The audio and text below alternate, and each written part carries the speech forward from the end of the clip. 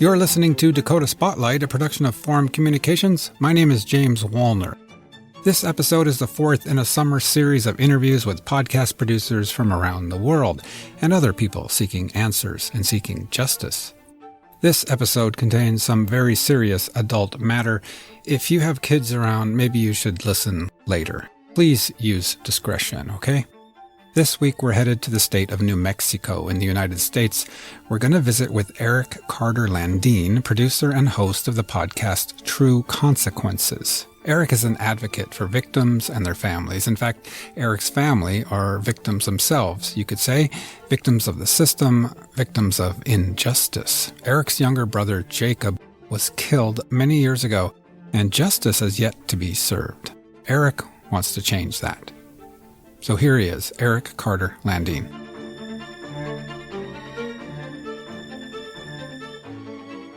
Eric Carter-Landin, thank you so much for joining me on Dakota Spotlight podcast. How are you today? I'm doing well. Thank you for having me on, James. It's a pleasure to be here. Tell us a little bit about your show. First of all, it's called True Consequences. And while I'm occupying the area of the Upper Midwest, you are where? I'm covering crime in New Mexico, which is my home state. It's where I live. It's where I was born and raised, and I'm very passionate about issues of justice and issues of legislation related to justice here in New Mexico. So True Consequences is all about that. It's about creating a platform for myself, for my family, but also for those other individuals in the state that are seeking justice for their loved ones. How long have you been doing this? In October, it'll be 2 years. What got you started, or why did you decide to start on your podcast? Well, 34 years ago, my baby brother was murdered, and his killer was never brought to justice. And as I grew up, I started to see things happening in New Mexico that were cases that were very similar to his, which was disturbing to say the least. And I kept saying to myself that somebody should do something about this. Somebody should say something about this epidemic that's happening here in relation to child abuse. And nobody ever did. And as time went on, I started to get interested in podcasts, and I even tried a hand at a few other podcasts related to child abuse and other things that never really took off or never really did very much. So put those away and still continue to be a listener for a while. And then one day it just hit me like I could do this. I could record a podcast and make it hyper-local, which was something that I felt was at the time pretty new. It's starting to become more and more popular to do that.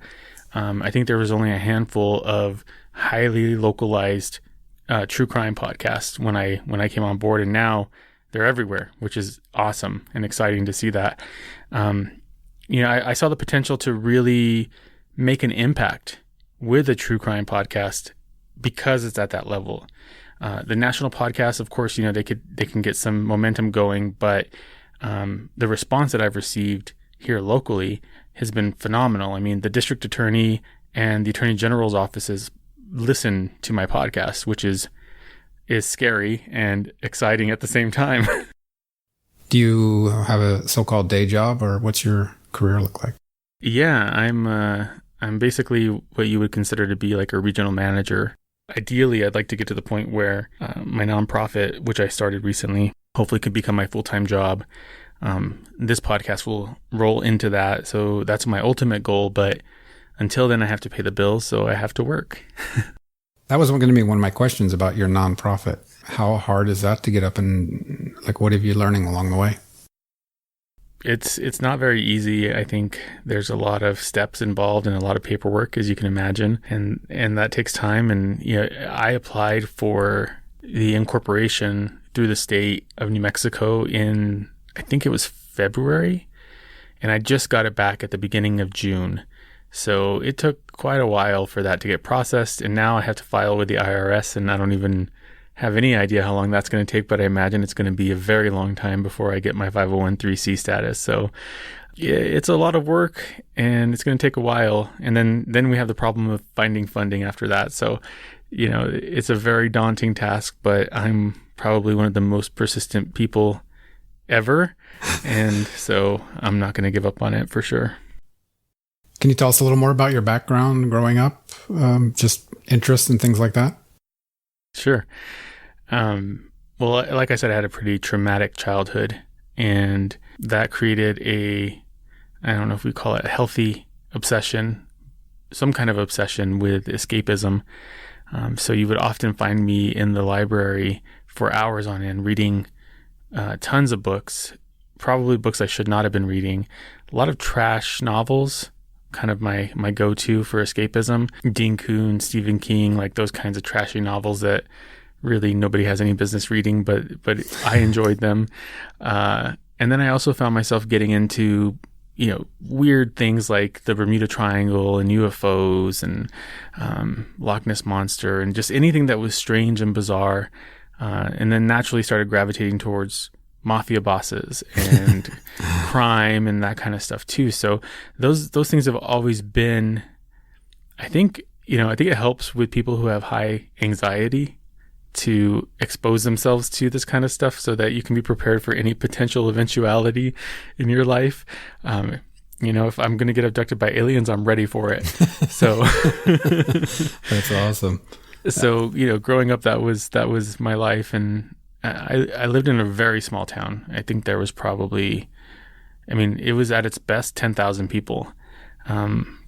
Today it's like 6. So there's this whole spectrum of true crime podcasts, some better than others, some more ethical than others. What are your thoughts on ethics? With regards to ethics, I have a lot to say about this. It is something that is extremely important to me as a content producer. I think that the quality of a show is so important, but the ethics are also very important. And what I mean by that is, I think people need to remember that we're talking about the worst day in somebody's life. This is not a movie. It's not a book. It's not fiction. It's reality. And that needs to be top of mind when creating content related to crime. And I think that intent goes a very long way with regards to ethics and true crime. Not everybody's going to be perfect. I'm not going to be perfect. I'm going to make mistakes, and I'm going to say something that's wrong, but it's what you do when that happens. Are you willing to learn? Are you willing to change your behavior, change your mindset to be better? And I hope that more creators start going down that road, because a lot of them will get defensive when they get called out on things like that. One example is there was you might have seen this, I don't know if you're on Twitter, but there was a victim who was begging a creator to take down a 911 call that he had made when his family member had passed away, had been murdered, because he was a minor, and it was traumatizing for him to hear that. And the creator refused. And then whenever the heat was on enough on that creator, he said, well, fine, but I'm going to take everything off the whole episode. You're not going to get justice for your family member now because you're asking for this. And I just feel like that's wrong. Yeah, thanks for providing an example, because as you were talking about this, it struck me that some people don't even know what we're talking about. Ethics is such a broad word, right? But I don't know. I think, where is that fine line? Well, sometimes it's a fine line. I've made mistakes, but I still stand by my work for the most part. A couple mistakes here and there. Sure. Well, I think the line is sensationalism. I think that's the line. The other line is romanticization and fetishization of murderers and serial killers. Sure. That's another line that really is disgusting, in my opinion, and wrong. Honestly, I think that true crime should be victim focused, and it should be provided through the lens of empathy. And telling the story for the story's sake is okay, but really, I think that we need to move past that and move into the place where we're starting to help those family members that are left behind, that are forgotten, that are left holding the bag. Because that pain, the pain of being ignored and gaslit by authorities and not being heard and feeling like you're screaming into the vacuum is the worst pain imaginable. It's almost worse than losing your loved one.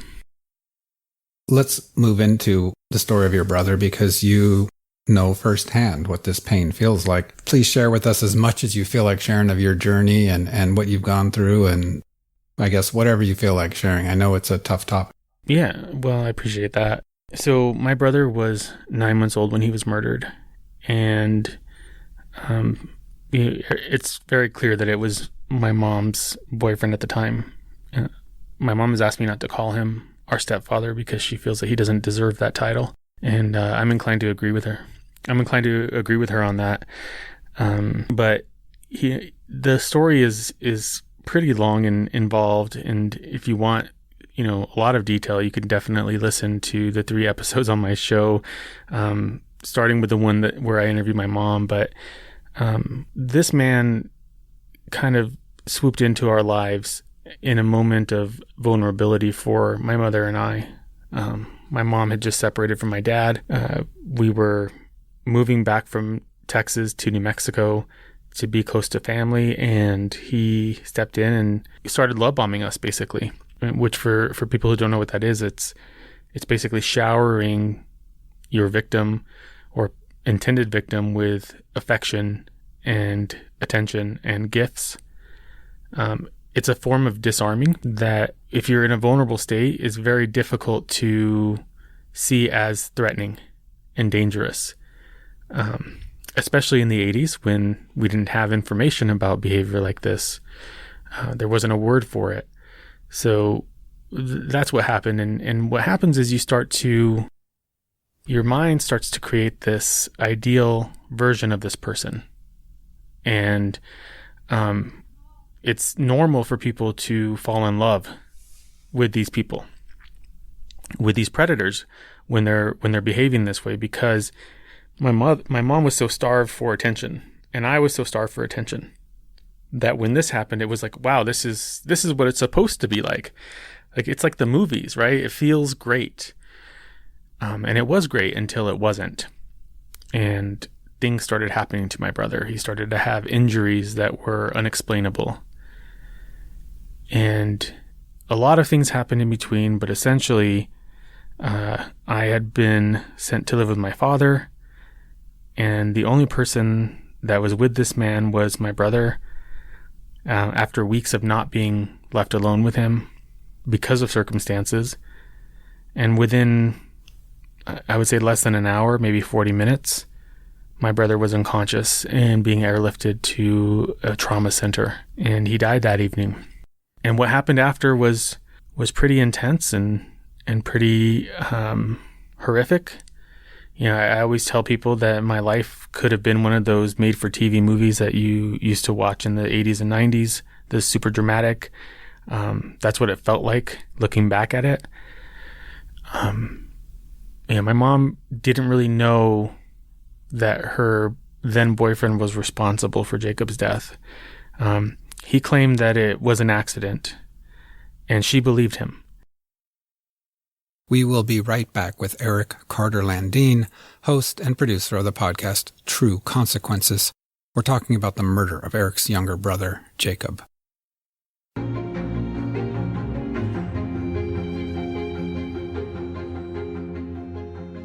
We are back with Eric Carter-Landin, producer of the podcast True Consequences.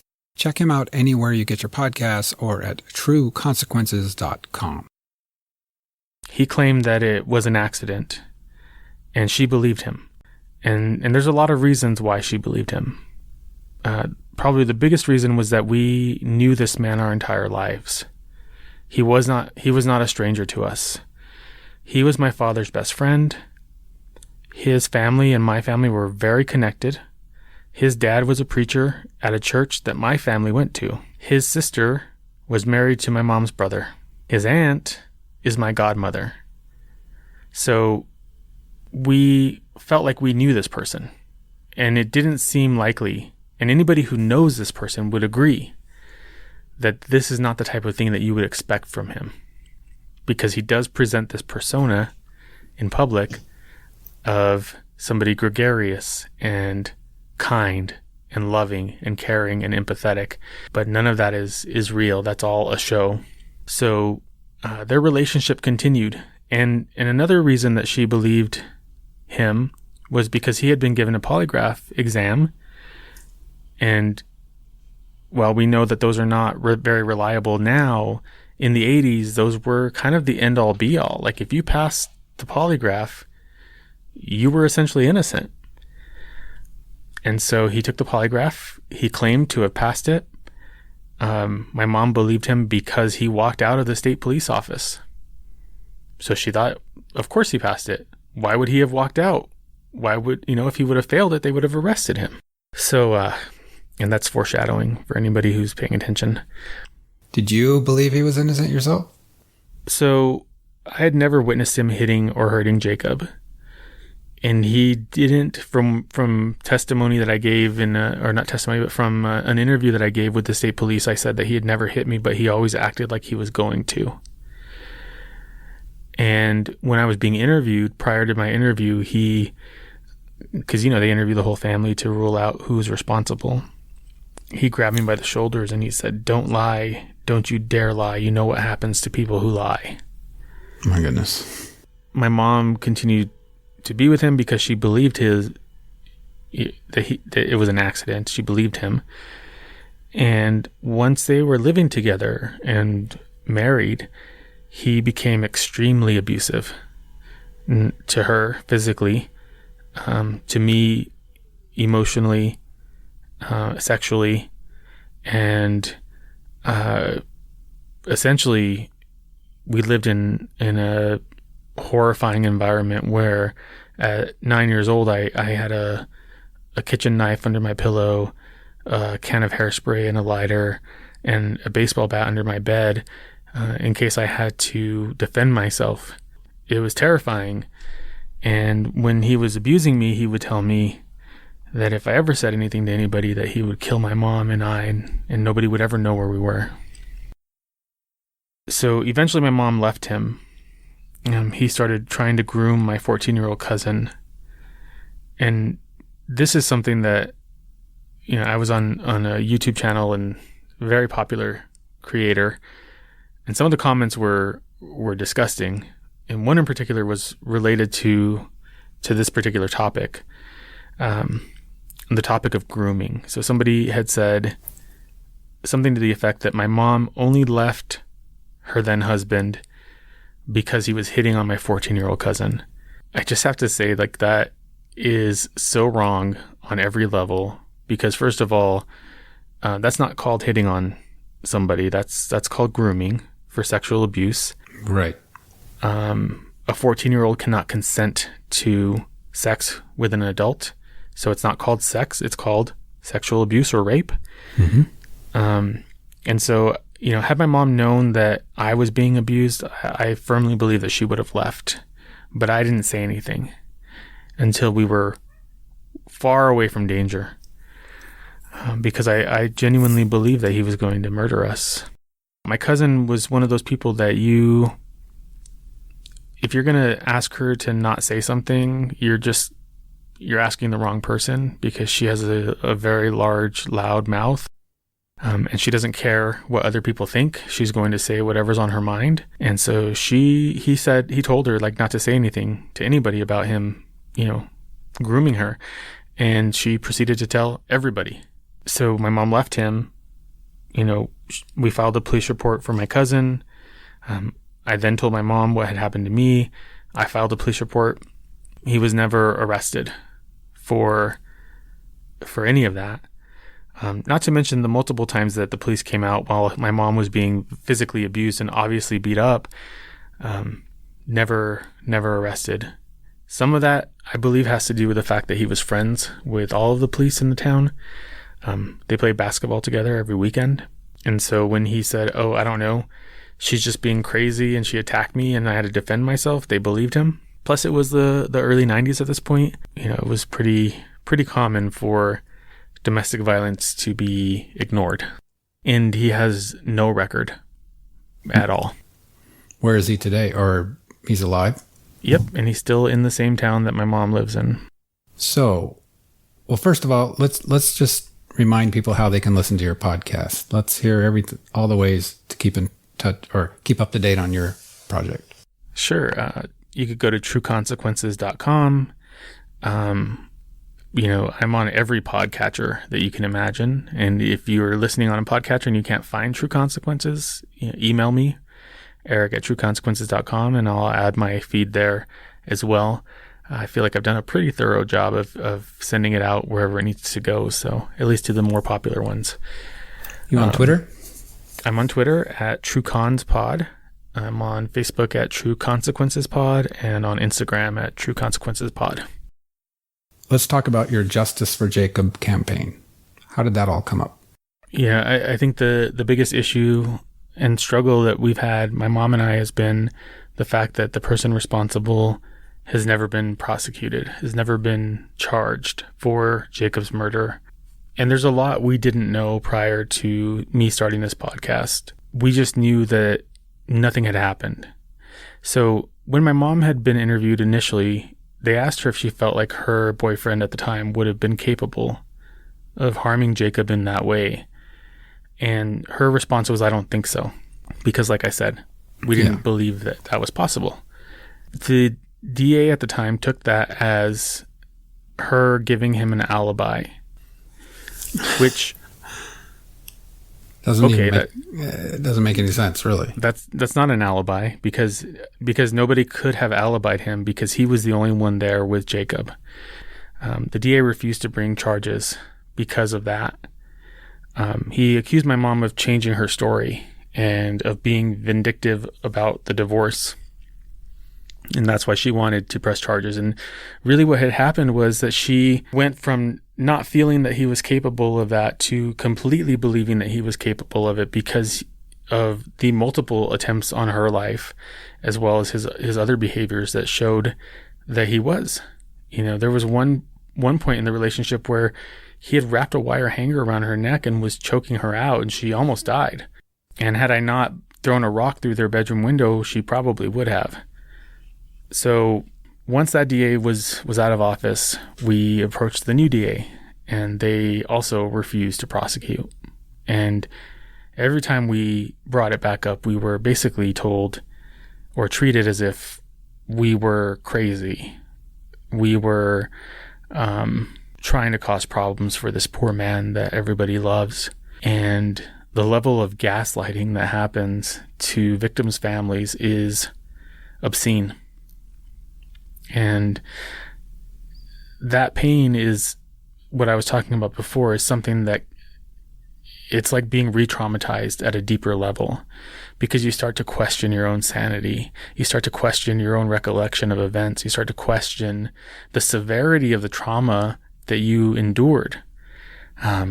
Because if nobody else can see how horrible this was, then it must not have been that horrible.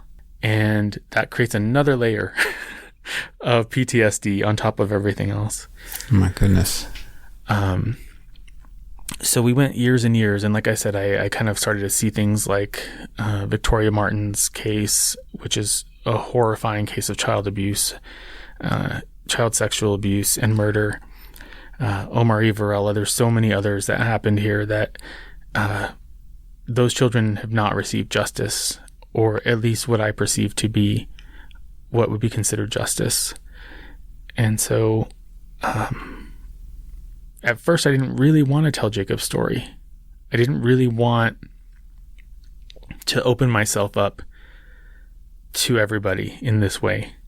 When you started the podcast, do you feel like in hindsight, do you feel like you were aware of the fact that it was your brother sort of behind the whole thing and that you would someday talk about it? Or did it kind of creep up on you?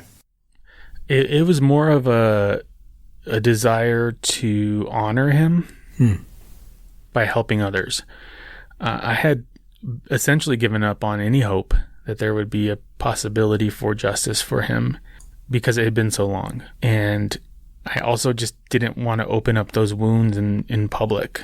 There were friends of mine that had never even heard this part of my life, because anytime I ever tried to tell people this part of my life, I was met with a very visceral reaction, which made me feel like I was traumatizing others, and I didn't want to do that, so I stopped talking about it. No fault of the people who reacted. It's a horrifying story. People are going to have reactions.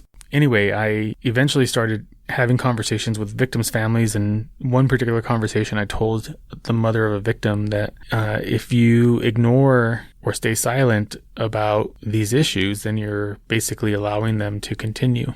And essentially felt like I'd punched myself in the stomach with that, and said, well, I guess I have to say something. I have to do something. And I asked my mom if she would be willing to be interviewed.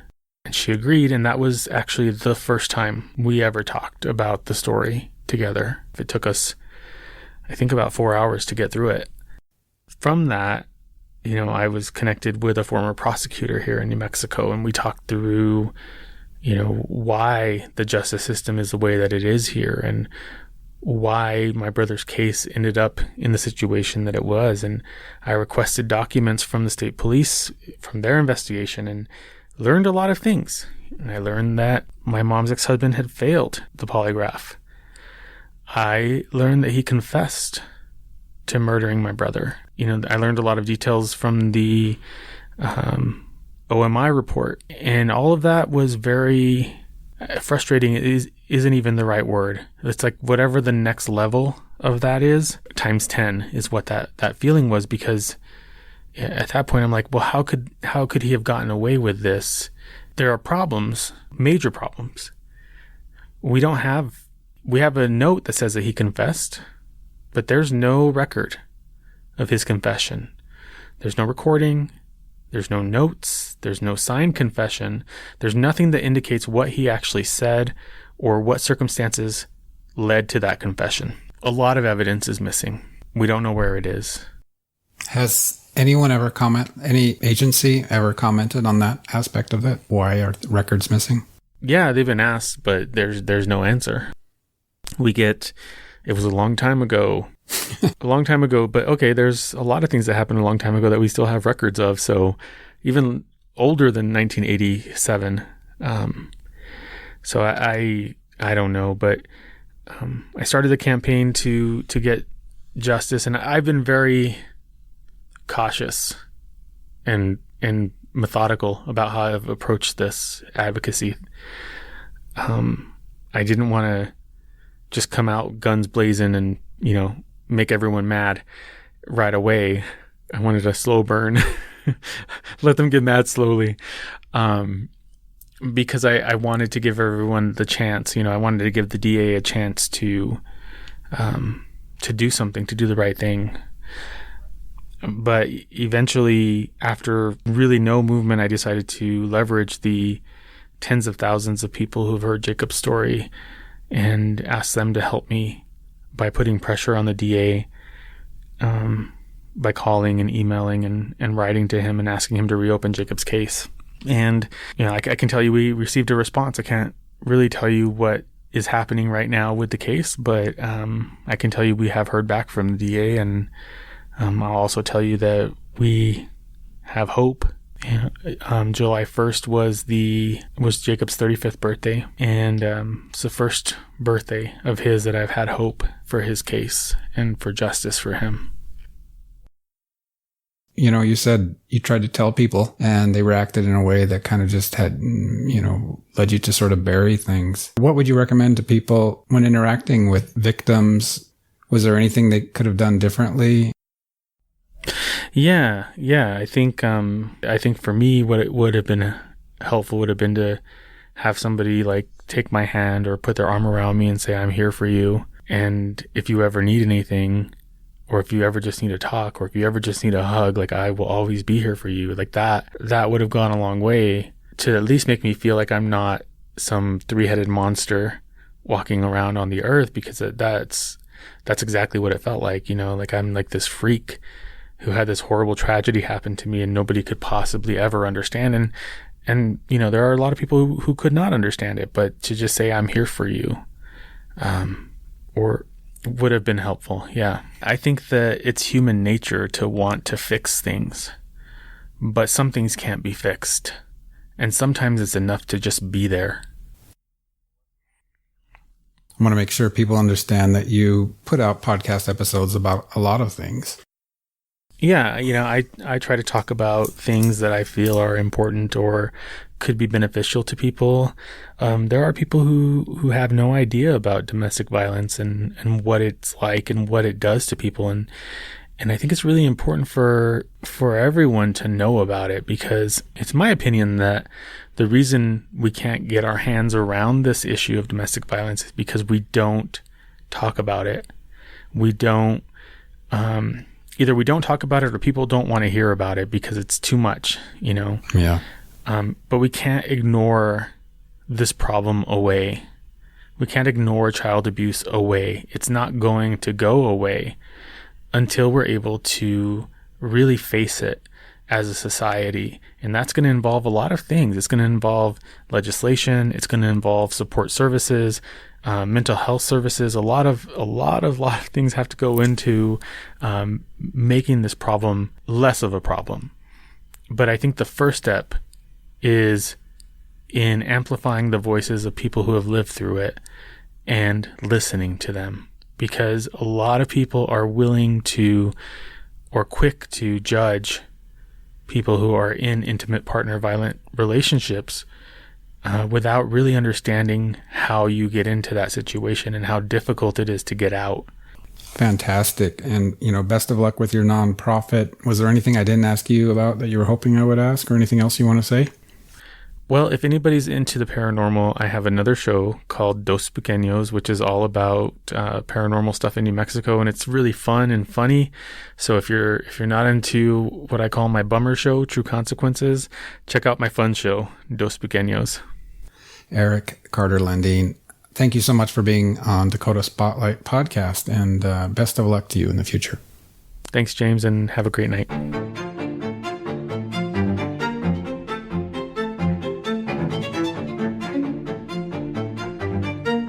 This was Eric Carter-Landin, producer of the podcast True Consequences. Check him out anywhere you get your podcasts or at trueconsequences.com. Dakota Spotlight is a production of Forum Communications, produced, written, recorded, and edited by me, James Woolner. Thanks again for listening this week. I'll see you next time.